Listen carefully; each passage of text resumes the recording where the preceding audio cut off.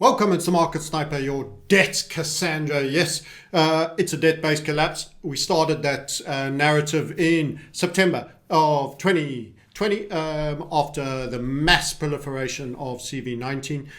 We also moved across the debt markets. It was, of course, initially the US market, which had done the mega print. It was the one that was re-rating the hardest in subsequent 21, 22, as we're rolling into 23. We're going to do a quite review of a couple of the things we saw and then project that onwards. And why Japan? We're going to talk about Japan.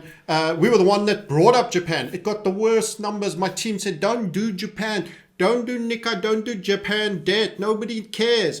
Yes, it's not what you want to hear. It's what you need to hear. The first to tell you about the change in the environment in the Japanese and what that could mean and how that triggers potentially into the carry trade and FX markets and a whole bunch more. So let's just do this whole debt history thing so that we understand where we were, where we're going from. Have a look at those charts and then follow through. What does it mean next? This video was done 2 years ago. This was very specifically about the Japanese debt market. That's on a log scale, so we were making the move look bigger than it was. But in actual fact, it had already begun. We had already made a target on that. Let's have a look at that. That video you can see here. This is the chart that we're looking at on the Japanese debt market. And as I say, 2 years ago, everybody's talking about Japanese debt nowadays. Everybody's Japanese debt king. Who was telling you about it when no one cared? That was the key thing. Be early, be accurate. The debt market's travails has gone from being an American specific thing to being a Japanese thing to being a European thing. We also spoke many times on YouTube about Germany, Holland, France, other nations all being taken in with this exact effect. As a result, a lot of treasuries are revaluing to the downside, rates climbing. A lot of British bonds are revaluing to the downside, rates climbing. In fact, we're seeing a loss of valuation in a very disorderly fashion. There's your avalanche. That's how it looks. And Japan has been one of the leaders in that. Let's pop over to that Japanese 30-year and have a look at this. More importantly, we have actually gone on to look at the 30-year and say there is in fact a possibility, wait for it, of over 6% as a target. And just in case you're wondering, you balked at 3. It's already at 3. These were rates that at one point, right down here, the zeros, the 0.05s, and in fact, this was a negative number, or almost a negative number. It's not speak out of turn. It was almost a negative number on the 2016 events, which was, you might recall, the Shanghai Accord, China hitting the buffers on all of that, and everybody rushing for Japanese debt instead. Now, the Bank of Japan owns 52% of the bond market. Interesting. Many might say as a result, America is better. But what I will warn is that the rates are still lower in Japan, but they are climbing at some of the fastest degree. And what does that potentially mean? What does that mean for traders? What does it mean in terms of all you might expect in the financial system? Well, one of the biggest problems is Japan turned out to be a funding mechanism, a bit of a funding mechanism for the American speculation that went on in the Mag 7 and also the Treasury. So you could borrow cheap in America. You could sell your yen. So you borrowed from a Japanese bank a fortune of yen. You would sell the yen into dollars. You would move the dollars over to the US. You would buy Mag 7 or treasuries, and you would harvest the difference between the yields that you were paying on your loans that were much, much cheaper. So we're going to come back to that because there's a currency effect. But a couple of charts. This is how when we updated you from 2020, this was roughly around 22. You can see the date there, May 22. So that was 3 years ago. How many fingers? I think I got 3 up there. 3 years ago, that's how badly the debt market was performing in the 2 years. 18 months actually, because it was September 2020 where it really started to get disorderly. So in around the 18 months, that's how badly bonds had done. A real dump. By the way, we trade as well. We were short puts on TLT. We don't just talk about the debt market. We don't only just throw out opinions. We put our money where our mouth is. Some people think, a lot of people have views. Views are cheap. You can be wrong. It costs you nothing. But are you backing those opinions with money? Here's a couple of the charts from 23 when we were highlighting how Japan was creeping up. You were still at, during the breakout of this little upside HVF, this was the 10-year on Japan. I've shown you the 30-year. That was the breakout, and you were still at 0.1%. And we said, no, that's going to 0.5%. And 0.5% you did make, and then you pulled back. And now you are in a wind up for a far larger percent, 1.6. And that is very close to being done. So the market has moved since then. That again, 2023, it's about going on 18 months ago. It was late 23, these various draws. We've been covering this space in bonds for quite an extended time in our community and occasionally on YouTube too. You can just look at the Market Sniper Japan and see all the different videos we've done. Let's shut him up. Talking to Jim Rogers there about Japan. So you can see not only shorts that we've put out, but long form videos involving ourselves. That was 10 months ago, year ago, etc., etc. In short, we've been concerned about the turn in the funding mechanism on the debt markets. And we've also been telling you about the Nikkei in and around all of that. There's more around long-term rates and many other things, Japan, trade wars, the debt markets, the harbinger for real estate. So we've actually been doing quite a great deal of coverage, not just on the US debt markets, but expecting the fire to burn across. Many people see the countries as these vertical silos, USA, Europe, the Far East, China, etc., etc. And debt actually runs across the top there as well. They're all, in fact, along the bottom. It's the foundation, let's rather say. And the explosion in the debt has actually just focused everyone. The American debt has focused everyone on debt everywhere. And actually, we're going to see rates going up. And as America walks away from being the biggest contributor to NATO because it can't afford it anymore and tells the Germans, you need to spend more, so you'll see the German rates going up. So you're seeing the British rates. In fact, we did UK debt not so long ago. Let's find that YouTube. And we were highlighting how the British were going to be looking at bigger debt yields as well. And you'll see that was YouTube too. Quite a long time ago. Where we are, there we are. Debt system built on a fraud. We did a UK specific one. I'm damned if I can find it now. Let's go find the chart. This particular draw was our draw. It's an upside HVF and it calls for 7.57. That's a very big, ugly one on the 20-year. We covered that as it was breaking.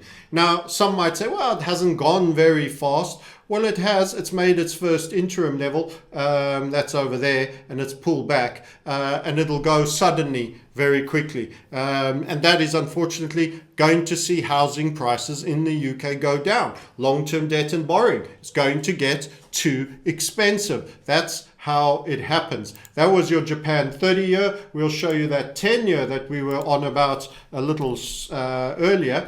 And you'll see that that too has a, let's lose the log scale on that, a 1.6 target that it's all but made. You can see these various draws of time where we predicted 0.5%. That was a big percent at that time. Now you're at 1.6 and the 30-year is almost 3 and got a target of 6. In short, inflation right now in Japan is running as hot, if not hotter, than Europe. In fact, there's tweets about rice, the cost of rice. Let's see if we can find one for you. Open up an X. The cost of rice has almost doubled. This is what happens when debt starts to devalue. This brings me to another key chart that we pulled up a number of times. Let's jump forward a little bit.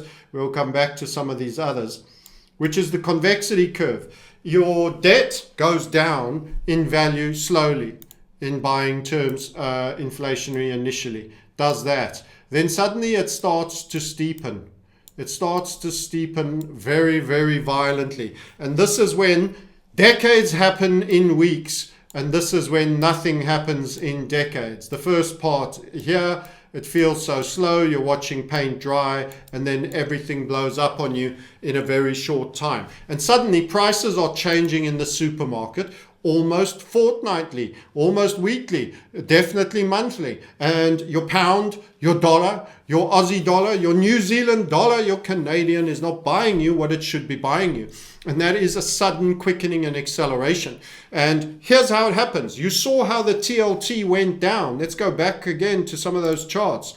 This is what we had. This is when we first traded the TLT short, the debt top called there. It was an ascending first, inverted HVF after a slap in the face, blow off upside, slap down, where you get a spike, and then a setup ascending structure. Very unique. At that time, many influencers called buy bonds, wear diamonds, they said. We said, no, the opposite. It's going to go down. This is the end of a 40-year bull market. They are the people that believe the system can continue to proliferate, continue to print. There's never a day of reckoning. When you have to pay interest on it and nobody wants the asset anymore, there is a day of reckoning. And it's come and it's passed and the reckoning is happening and you're living it in slow motion right now, but it's happening. So first debt call there, reiterate there. We waited on the shoulder. We got the shoulder break. We reiterated and we took it.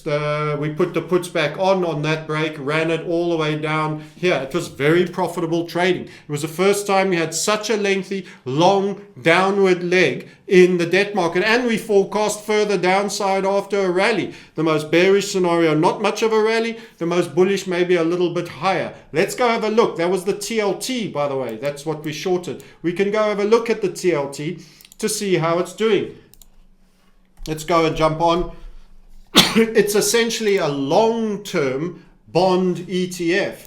So that's the one we were able to get puts on. You can see how it's grinding out further lows. In fact, it did one little bounce, couldn't take out the target, the original head and shoulder target, down, broke out of the falling wedge, down, rally, down. It's actually made a new low. This is a bleed out though. It's a slow, it's not super profitable. That is where you made your money, jumping in on the right shoulder and the original fall here. Those two moves are the money makers. The shouldering period was quite lengthy and went higher than the left shoulder, as you can see, which we tend not to like, but it doesn't put us off entirely. There was a very clear ceiling there when it attempted to rally a number of times. Everybody was calling the pivot. They were buying the story. Remember, pivot narratives? We said no, rates higher for longer, higher highs, higher lows. That means debt valuations down. How are we doing since those calls that we made? Down, down, down. Even if you draw it right the way from there to there, it's down, it's down. Debt is losing value. But what's happened since is that the currency has taken over. So this is building up to some of the points I like to make. First, it's the debt, but they are one of the same. That wears the loss. Once everybody gets to see that it is the currency that's getting beaten up, you then get the downside, the debt that's getting beaten up, you get the downside on the currency. You can see more recently here how it's the dollar. The debt actually got a minor bid, TLT, the long-term debt, but the dollar took the beating during that phase. And you went from 110 on the Dixie, right the way down to sub 100. That is quite a substantial loss. So that's where we kind of are now. But the Dixie is not the perfect tool because it compares against flawed fiats such as euro, which is 52% of that, the Japanese yen, the British pound, the Swiss franc, the Swedish krona, and one or two others to lesser degrees. So you should actually be looking at, you guessed it, our friend gold. So as the dollar devalues and the debt devalues, what did gold do over the same time frame? This is what gold has been doing while the debt valuations have dropped. And it's quite clean and clear to see. There was your peak debt moment. There was sideways. Here's when you started to short debt. Gold stood still. Rally, rally, rally. Debt was devaluing. And then gold started to take off, and off. More and more people. So we were early, remember. We said here on the inverted ascending HVF on the TLT, this is a short debt. You want to be short debt and that the long term, the reserve asset that will be keeping you in good stead will be gold. But gold had already just made a high on the CV19 print. So it shook its head for the better part of 3 years and is now playing major catch-up. Now playing major catch-up against the debt markets that topped in 2020. Gold topped shortly thereafter, went sideways for a while, and is now running. With every tick you take downside on debt, you're going to be more likely to be matched with upside on gold. In other words, it's the substitution trade. You swap the one for the other. You get out of the debt, you take the gold. That is the key point. That's what's going on. And cross-comparing currencies that all have the same ailment is only going to really be useful if you're having the US that is really falling and say China's debt which isn't, because it's a producer nation, even though it has debt. And just for some people to understand that statement as well, because there's so much Pax Americana. We've got to watch out for everybody. We love the Americans, but you want to hang on. You want to believe that you're better. You want to believe you're in a better space. You'll latch on to any influencer that is an American maximalist. And I just want to show you a couple of charts that you need to understand. So there's the ECB. Let's leave our outlier, the Bank of Japan. What are we looking at actually? Percentage of GDP, central bank balance sheets. The balance sheet of Japan is right up at over 120% of its GDP. The ECB is the next worst, and it's around 40%. The BOE, Britain, is marginally better than the ECB. I don't see that staying that way for too long. The Fed is pretty much the same. The Bank of China, in terms of its GDP and what it produces, is actually one of the lowest. Yes, they have a lot of debt. Yes, they've got phony. Many people say they lie in the numbers. The communists lie. We lie. The Fed lies. Non-farm payrolls a lie. Every NFP we read out. There's 400,000 jobs that the birth-death model put in again that nobody did. How many times do people fall for this? I mean, we hold our live trading day on NFP, by the way, just because there's a key data point that's coming out. In terms of faith in the numbers, why do you have more faith? Why do you think that your peeps won't lie just as much as others, especially when their backside's against the wall? They absolutely are lying. A control or command economy can actually keep backing an industry and get it through the scale points, even while running losses for a lot longer, and then turn them profitable and then be dominant players for decades, where they get that rollback coming their way. A capitalist economy finds it difficult to scale, unless, of course, you're Amazon or Elon and you happen to be part of the insider cartel, for which there is actually a corporate fascism, and you are backed by the Rockefeller money to develop status things that persecute the citizens, and not part of the surveillance finance net. So then you will find a bottomless overdraft until you have the dominant position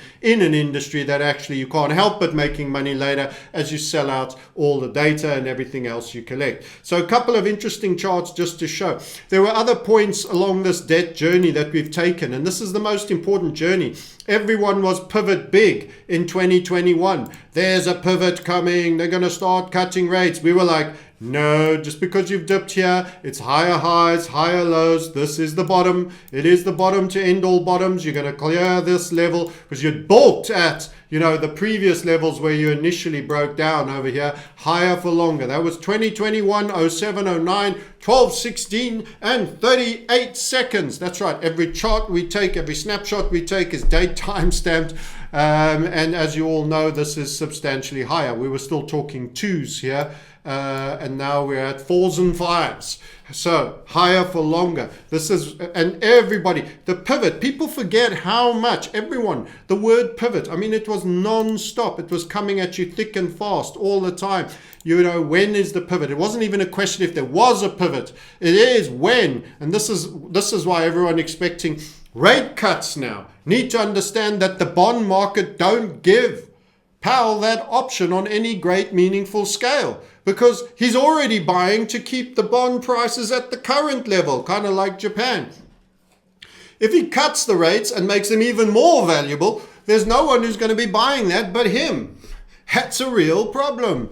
In short, the value need to go down, and in actual fact, by seeing the long end going up, we are getting a devaluation, a further devaluation of the debt markets. This was Italy government bonds, 10-year. We've been watching Europe, this reversal, for quite some time. This was in 2021. We were watching the Italian debt break out on a head and shoulder, a W head with small shoulders. It's quite common that as a pattern. You can find out more about these kind of unique versions of head and shoulders where you get small shouldering with a W head, which is pretty symmetrical in the middle, by clicking the link below, booking either a call or grabbing our mini series and finding out a little bit more about us. You took out the key 3% very, very strongly there. We were picking up on that. This was a key turning in the European debt markets that made it clear that it's not just about the Europeans and the Americans. It's not just about the Americans in this case. The Europeans are running into trouble too.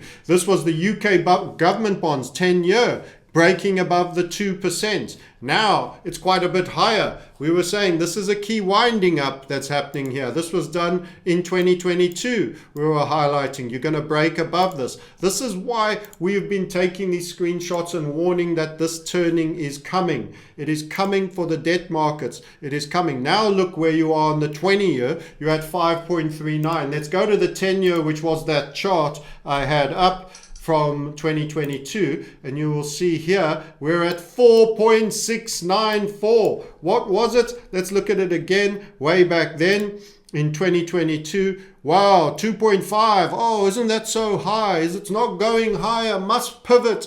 No, you're higher. Okay, that was the daily chart, US government 10-year. That is your UK, my apologies, UK government 10-year. Let's just double confirm.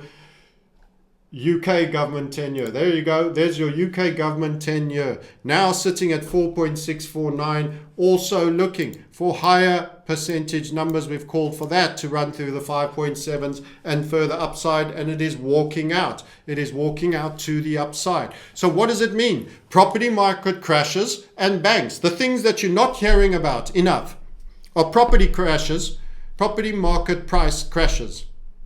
Particularly commercial, but definitely residential on a huge way. The other things you're not hearing enough about is the effect of that on banks and the solvency of the banking cartel. How are the banks going to do in this environment? Bank of America bought 500 billion, part of its collateral at 1% yielding, 10-year treasuries. My goodness, that now yielding 5.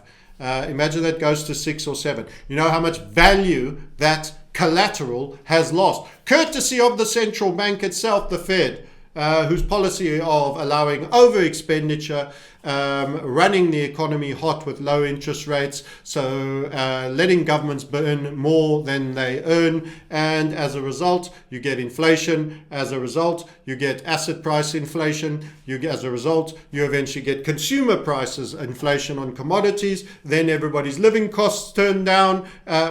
The living standards turn down and their living costs turn up.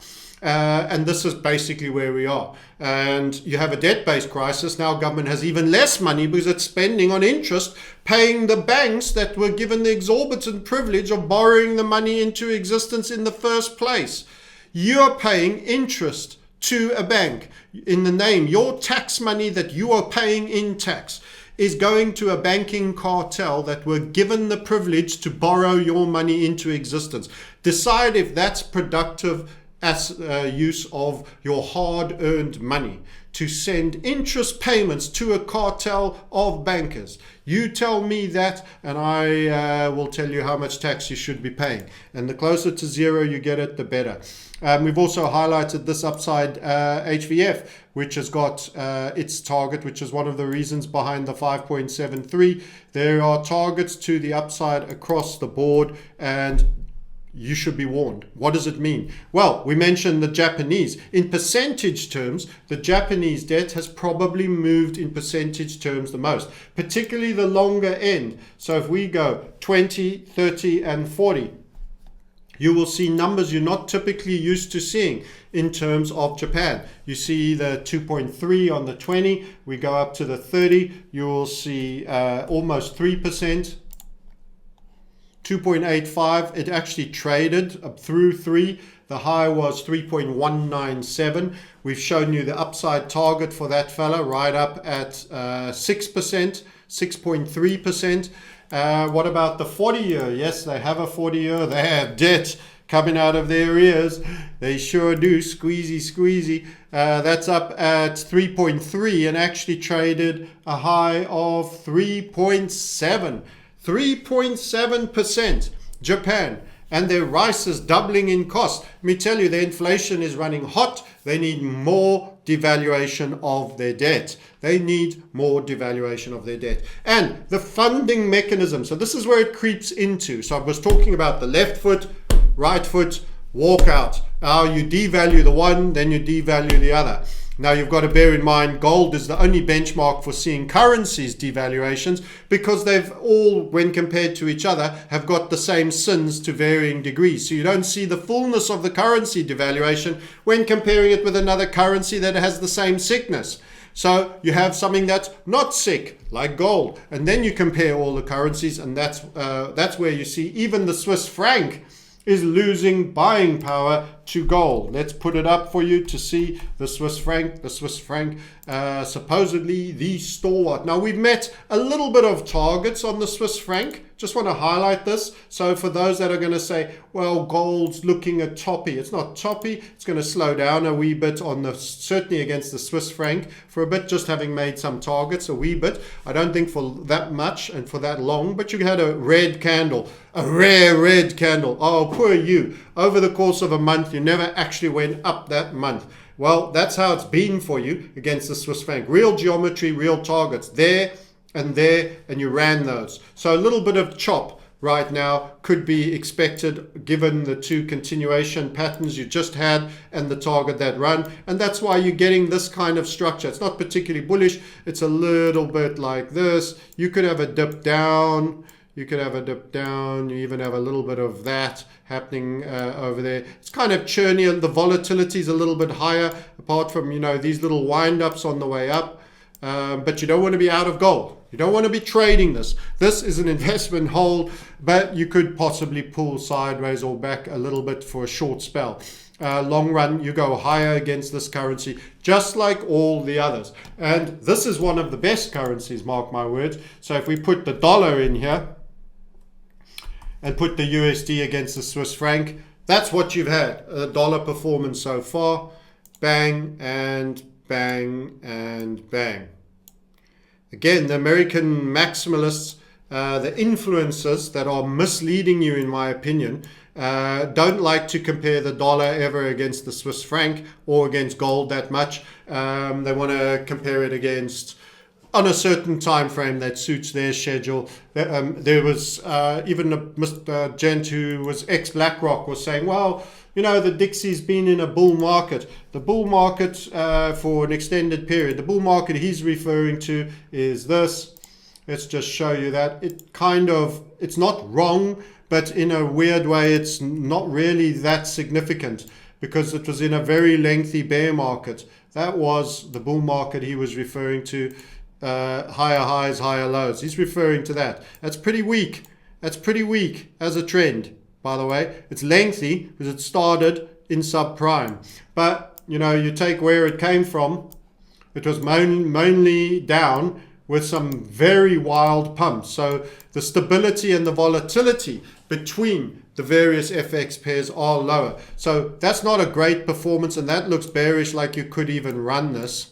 And let me tell you, that turns into a flag, a pretty ugly flag if it does happen. But he's not wrong till this point.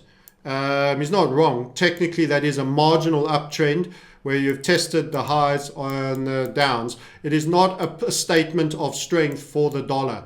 The dollar is going to come in for further grief here in my expectation and could break that to the downside. And then you could be looking at 2008 style lows if it were to really, really go. That's on the Dixie. Again, Europe doesn't want currency strength. Nobody wants currency strength right now. It's one of the tools for debasing your debt is to debase the measure that it's measured in. That doesn't show up as debt debasement or loss of value. The currency takes it, and it makes you better for exporting. America, desperate with their trade deficit, to stop importing from other people. So he's going to skim a tax to discourage you, to make the good more expensive on you. He's charging you, yes, the American consumer, he's charging you for wanting an imported good because you couldn't find the one to the quality standard that you wanted inside your own country. So he's going to charge you for it. And that goes into spending pot that can be sent to Israel to bomb Iran or Ukraine. That's what he wants. That's what he wants. He wants you to provide money to him for spending offshore. In the meantime, he wants to hopefully see that you make so little money and you're feeling so poor, you no longer can afford to buy anything offshore. So you trade your BMW 3 Series in for a Ford Focus instead, and you buy it locally, and then the Germans get less income from you, less money goes offshore, the trade deficit goes down, you live a lower living standard driving a clunkier car, and everybody's happy, or so he tells you. In other words, tariffs is bringing in trillions into the economy. No, it's actually not bringing in anywhere near what he thinks it will. And actually, if he does it too aggressively, he'll find America will sell even less with reciprocal tariffs. And he's pushing up inflation, which helps with the devaluation of the long end of the debt because the rates will continue to go higher. Because everything you bring in is going to cost more if that's the route he goes. So much for the bull trend since 2008. It's not a very strong one, and it's on the low end of its range right now. And it could actually break. It's not looking like reversing. And the weakest debt market is the American debt market. And they need that to not fall. So they have to take the debasement on the currency. There's 2 valves to this canister. It's overheating. You've got to let some of the pressure out. The currency is going to have to take the hit. The currency is going to have to take the hit. That's how it happens. And that's why they're walking away from all that expenditure until the big, beautiful bill, which is back on.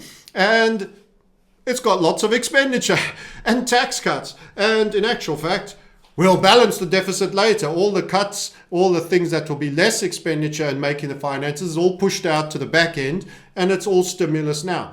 So again, they're never going to vote for living inside their means. Never, never. That's why Elon, after a short little spell of major announcements, after he started finding all the bungs systems that the politicians use for stealing your money and overturning them, and the Democrats complained that they can't earn an extra shekel on the side with the Nancy Pelosi indicator, getting the inside call on stocks is no longer enough. They are complaining that, the little Ukraine shuffle and the little Quango and the NGO that is spitting out money to them, all the other misdemeanors where they steal from you are getting pulled. And Elon started stumbling on a few Republican ones, I'm sure. Then all of a sudden his wings got clipped and he doesn't want to donate to politicians anymore. He seemed a little hurt.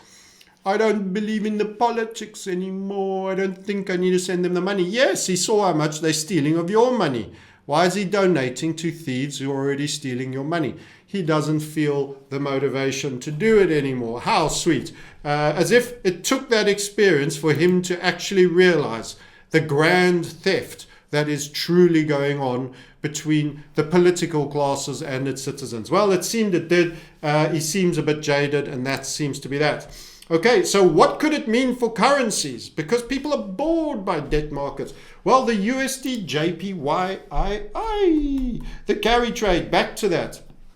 So if the cost of borrowing in yen starts going up at an incredibly steep rate, what this can mean is that all those who have borrowed in yen are finding the cost going up and are not making the return they once were. In fact, it's marginal and they very quickly could tip negative. And then the yen starts to appreciate against the dollar because they're paying bigger yields now. All the little Japanese ladies that sent all their money to buy treasuries decide they'd rather have it closer to home. Now that we're in debt failure system, they'd rather be shafted by their local politician where they can throw a stone at him than some far off land and they start to sell treasuries. And what does that mean? They also get dollars, they sell the dollars, and then they bring it back into yen. The yen appreciates, and then some of that money might end up in treasuries or in Japanese stocks. Remember the Nikkei call? We started to point you in that direction. We said there is a turning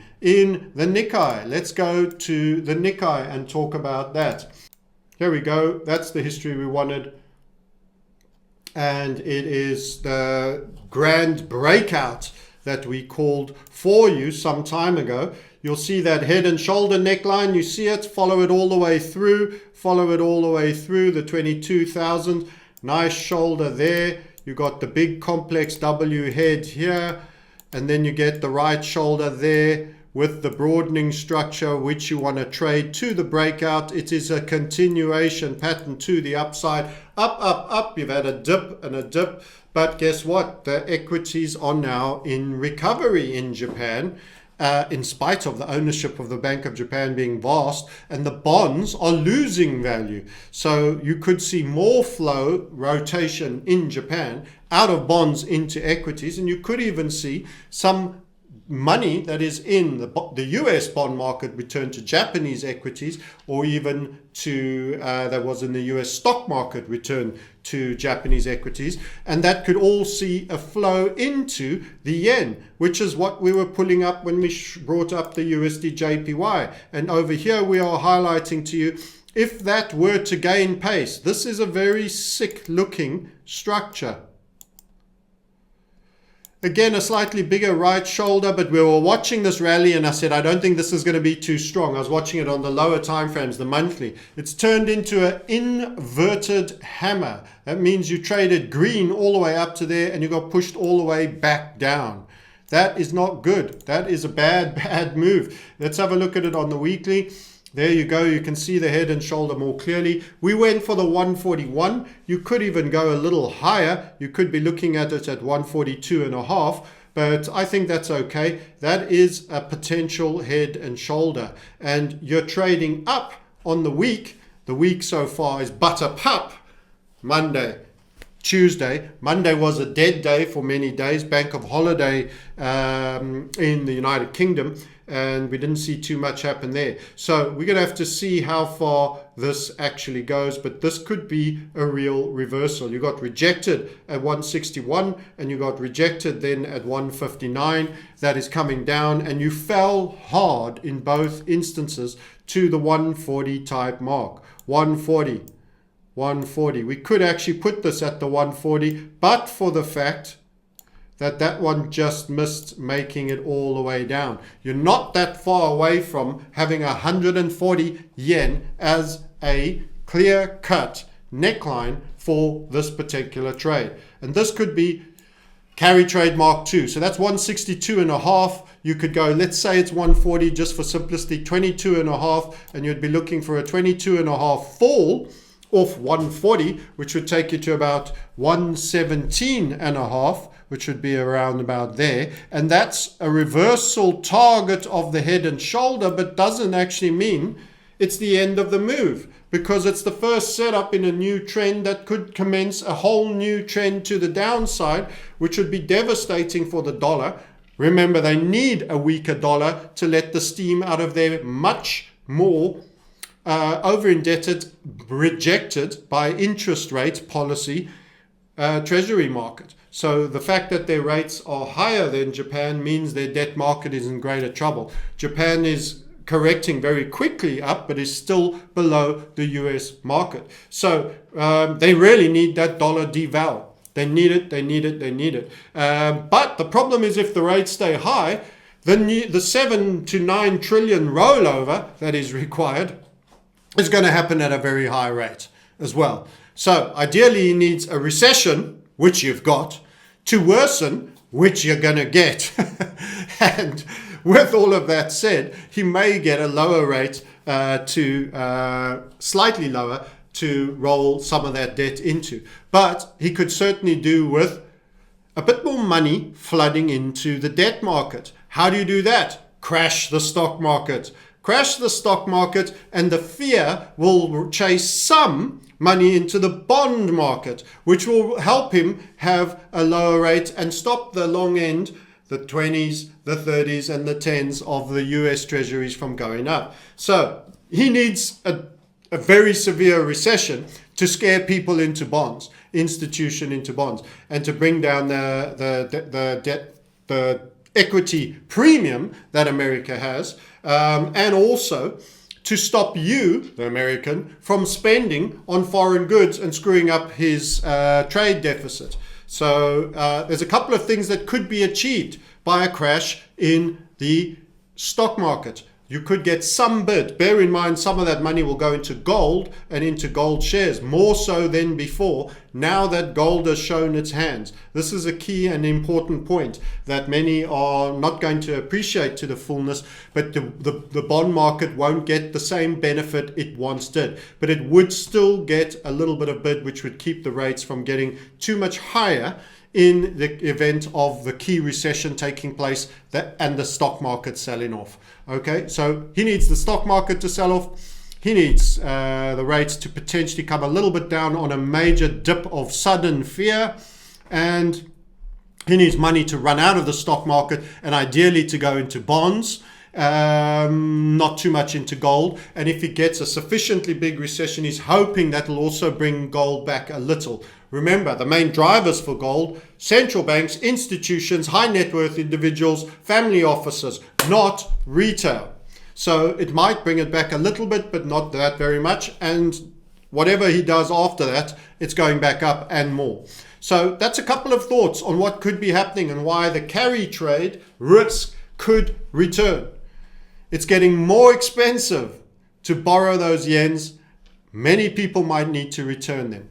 To do that, they have to sell US assets, which could be the Treasury, it could be the Mag 7. We don't know how that money's been invested. We don't know how large the carry trade is. It's been almost free, interest-free loans for the institutions game for an extended period. We've only had little wobbles. We've never had a full flush out. If we are to get a full flush out because the rates are changing, lots of people will have to return paid Japanese debt. And that's going to require selling. It's going to require selling of US assets and of the dollar, which Trump needs right now to make America more competitive in the import-export space for his deficit. I hope that's all clear and that we've done that various justice. A couple of things that you've missed in the gold space. We have actually put out a couple of gold miners. You might remember Orla that made target. We've also spoken a little bit about this fella. So gold is a buy, remains a buy. It's going to stay a buy. It's an investment. A little rest at the second interim, but we expect 219 out of Agnico Eagles, popular one with Rick Rule's crowd, a good setup. Trading 117 now. You're talking about another $100 to come on there. That points to higher gold prices in due course. We also had given you Orla that had made target. I don't know when last we updated you on coverage on that. Let's go down to a weekly time frame, I believe it was. That performed very sweetly and got to its target. Let's get rid of you. So that one's made target, is looking very strong, bouncing around after the great run up of an HVF over there as well. So we've managed to pick, even though the miners have lagged, a number of miners that actually have super outperformed. Not a bad miner is also Wheaton. So a quick run through for the miners for you. We don't have as specific an upside HVF, but we have a bull flag projection. A bull flag projection of in and around here, 110 and a target of 107. That's at 85, so a little bit more there. It'll rest then, and then it'll go again. Remember, these guys have also faced escalating costs. So in some ways, gold has still been a better outperformer in many instances. Let's just see from the low, if we add gold, has it really outperformed? Has Wheaton outperformed the metal? There's the compare we want. And I'm taking it at a favorable low point for Wheaton. So let's see. There he goes, finally talking to me.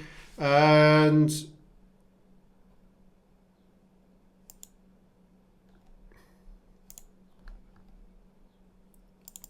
what you can see is gold has in fact overperformed put him in bright orange. That's what he deserves to be, nice and fat. In most instances, it's outperformed in percentage stakes from the low to the high in most instances. So gold has still been the hold, even amongst some of the best miners in terms of percentage move overall. There's your price.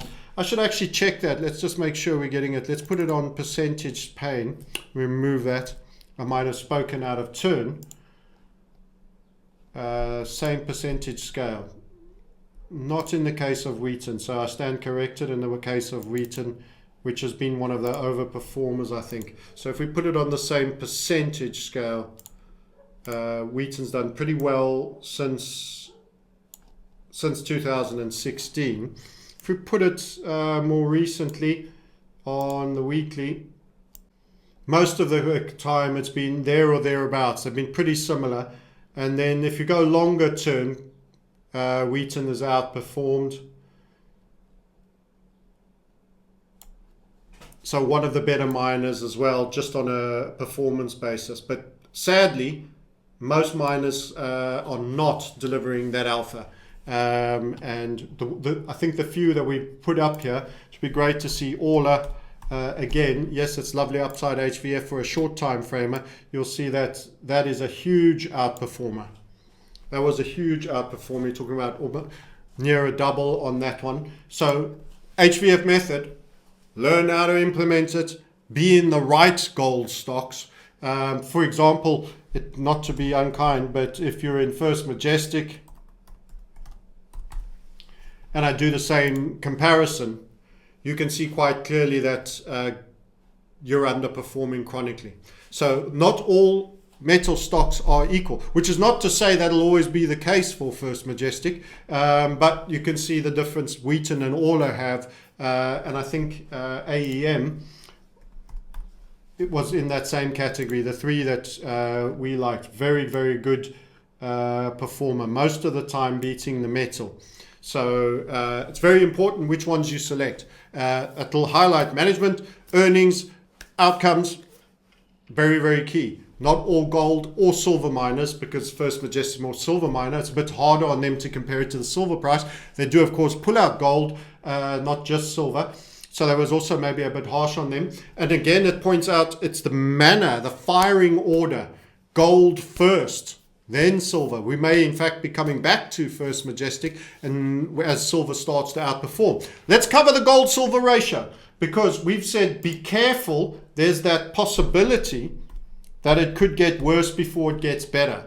Now we're going to take stock on that, because I've got an update for you on the gold silver ratio. So we've covered Japanese debt, why the carry trade could unwind, why that will be doubly bad on the dollar. In our opinion, particularly the currency, and could be a very, very interesting time indeed for that. Let's just put on. So here's how gold silver ratio has been playing, and this is fascinating. You notice how we in HVF method always talk about key levels of significance. What's the key level of significance in gold silver ratio? 100. Thank you at the back there. There it is right there, and you have been dovetailing around the 100, squeezing ever low. This is a warning for me. This is a warning indicator. Incredibly low volatility on the gold silver ratio tells me we are up. We are awaiting an event of some sudden shock. There's going to be an expansion in the volatility. Now, which direction for the gold silver ratio? A little bit more ambiguous for me, but I would say it's possible it could be to the downside, which would be good for silver and probably good for gold, but not as good. So it could be that we're close to a turn here. It could be. This is quite a harsh slap in the face there. These are long, weak grinds. However, if we were to get a disorderly financial event that causes a sell-off and a liquidation for everybody, which is not beyond the realms of possibility, gold will not sell off as much as silver. And that's when this can move the other way. That's a fundamental statement. The technical statement, that as I'm looking at it right now, it's getting very low vol, but actually it's squeezing across the tops and is kind of flat along the bottom. So that's very descending triangle. So we are now hanging right here on the 100. And that is, wow, that is very interesting. So we're either going to give it up to the downside, very bullish for precious metals, both of them, particularly silver, or there could be a possible downside event that somehow is bad for precious metals and gold goes down less. So if we have a shock to the system, typically the selling in gold will be less. Why? The central bankers will be there buying it up. They don't buy silver. It takes way too much space, not enough value. So the big money buys gold. So we'll have to see. But technically right now, we actually see the possibility that you could have a downside dip, which would be very bullish silver, which could mean the silver season starts. Remember, we didn't say it has to go higher. We warned people when they were here that you could go higher. You came down, you had that, you went higher already once, and then you went similar height again. So we just warn people, don't give up on stage one too soon. Let's have a look. Let's draw that gold silver ratio, by the way. I am still continuing to add 75-25. The minute it's clearly a top and we go down, I go 100% silver. So I don't go half mast, I go 100% on the silver. That hasn't happened yet, but there is a real vibe about this structure, the gold silver ratio. It is a something's coming vibe. There we go, we're finding it, our draw tool. So that would be if it was an upside move. We have got a volatility squeeze. That would point to 110. But I think there's just as much possibility, maybe even a bit more, that this could be a downside break. And that would look like that, pointing to 93. So this would then be your trend change event, a slap in the face. We are then hanging tough on this 100 level. I know a lot of silver people would be begging for this to be the scenario. And I just say, be warned, this amount of narrow volatility for such a sustained period, literally hanging on the 100, is telling me something. There's something brewing and a major move is coming. A major volatility-based expansion move is coming. Not far off. Down or up, one way or another, we're going to leave this range with momentum. Boop! That's what's going to happen, or down to the same degree. So we've modeled it both ways. We'll see how it comes. But it literally is turning into spinning tops on the 100. So the minute it falls below 100, people are buying up gold more than silver. The minute we get a little bit high, we get 104s, 103s. Up top here, let's draw a couple of levels. The minute we're around about here, people start buying silver. Buy silver, buy silver, buy silver, buy silver. So the ratio at 100 is being maintained. It almost looks managed. Managed? Conspiracy? Who knows? Who knows? Who knows? Who knows? I don't know. I don't know anything. I'm just saying. I'm just the observer. So you're sitting here between 98.5 and about 102. And that seems a very well managed range. By the way, you can put volume by price and you can see that it's to the lower side. So it's leaning on the floor is what we typically say. So since we made the 98.5 range, we'd go here, pull it across. That's where you are. Maybe I did it a bit soon. What about it? There you kind of did it. Okay. But it's very, very tight. The volume by price all through that 100. I've done two. I've done it there. That's in the upside structure. Very, very heavy on the 100. Volume by price. It looks almost managed. It looks almost managed. And a big move is coming. If it's a downside shock move that sees everyone liquidate, I see this going up. If it is bad news but bullish for gold, I see silver going up even more. In other words, I see this going down. So it's either going to be good for PMs, which is going to be doubly good for silver, or it's going to be bad generally for the world, and gold is holding up better than silver. So we'll see.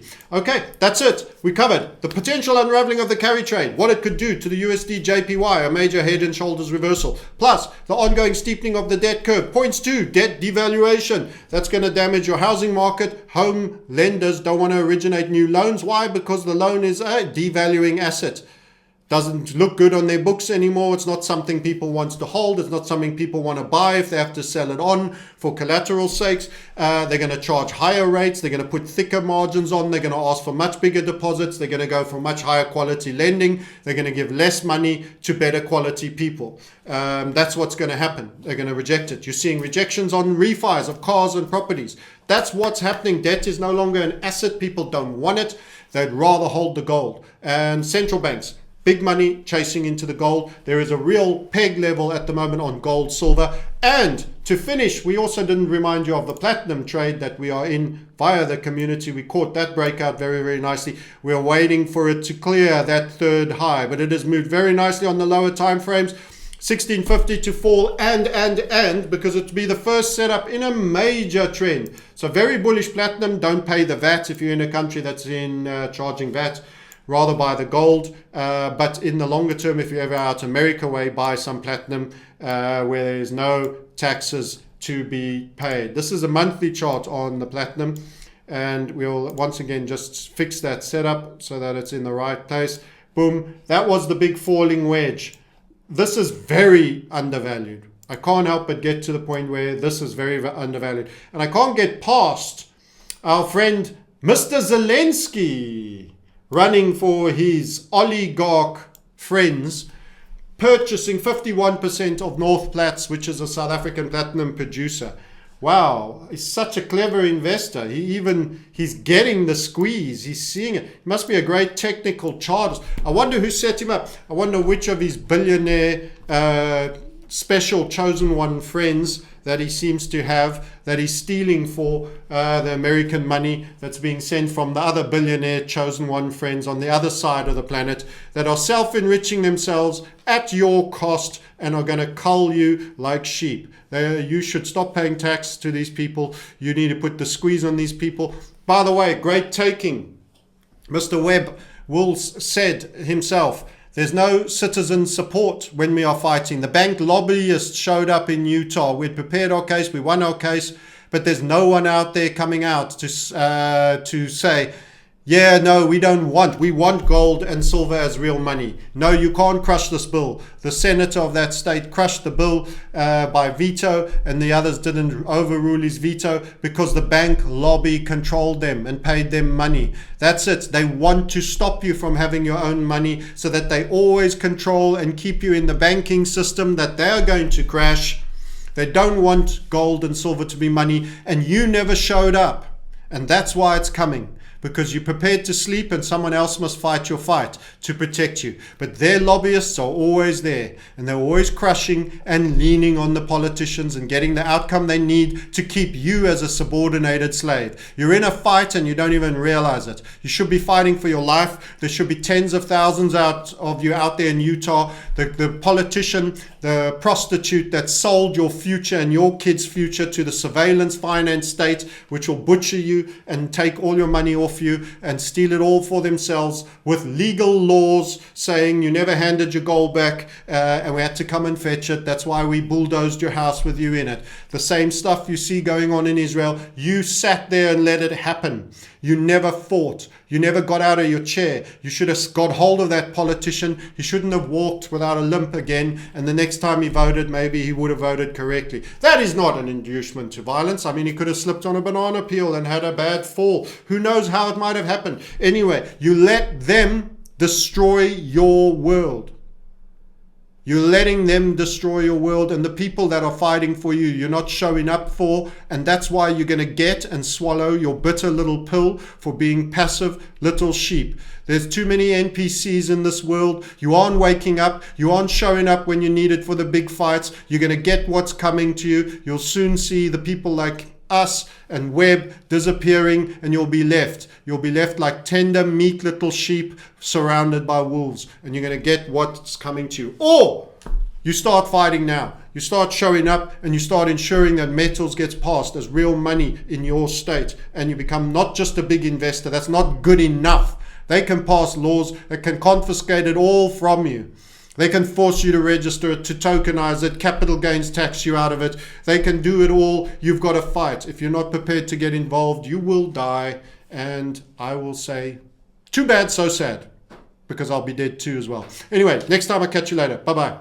Tired of profit wipeouts and blown accounts from following trade signal groups and other YouTube channels? Looking for a better way to trade, reduce your stress, and minimize your risk? Become a skilled technical analyst and see the charts and markets in a new light using the successfully proven HVF method by Francis Hunt, while being surrounded and supported by a principled, structured, and experienced community. Enjoy a constructive learning environment while practically trading markets, supported by a bespoke platform run through browser and app, specifically designed to teach and engage you whilst learning and growing as the markets move. This is not a Telegram or Slack signal group. All trade ideas are based on a proprietary technical analysis process honed over decades, which is the HVF method, leading to trade ideas with fast-moving breakouts and tight stops, exact entries and exits, nuanced interim considerations, and ultimately, strong rewards. Submissions are graded and scored by Francis for potential high-quality setups, and we provide bespoke tools to help get the job done properly and with precision. Over time and with focused effort, you'll begin to look at charts and price action just like Francis. Community updates every day by Francis and our 3 webinars a week provide a 360-degree approach, which are presented by our experienced team of trade leaders to spot potential trades. We're a community of self-actualized individuals, spanning the globe and active 24/7, 365. The premium community provides a warm, supportive, and cooperative place for people willing to listen, participate, contribute, and to learn. We've changed thousands of traders' lives. Transform your approach to trading now. Transform your life. Book an introductory call with us on the link below.